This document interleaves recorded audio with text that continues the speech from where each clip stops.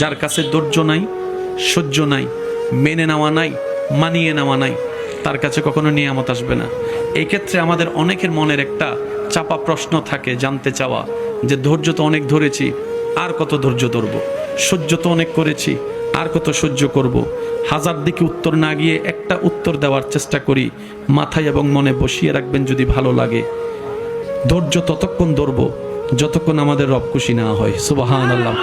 যতক্ষণ রব খুশি না হবে ততক্ষণ ধৈর্য, ততদিন ধৈর্য, তত মাস ধৈর্য, তত বছর ধৈর্য। কারণ আল্লাহ তাআলা জানেন কখন নিয়ামত দিলে আমাদের জন্য ভালো হবে, এটা আল্লাহই ভালো জানে। ওই হুকুম আসা পর্যন্ত অপেক্ষা করতে হবে, এটার নামে ধৈর্য। কোনো হা হুতাশ করা যাবে, আফসোস করা যাবে? আল্লাহ দিল আলহামদুলিল্লাহ, না দিল আলহামদুলিল্লাহ। সুখ আপনাকে খুঁজতে হবে না, দেখবেন সুখ আপনার ঘরে নিজে থেকে চলে আসবে। বলেন সুবহান।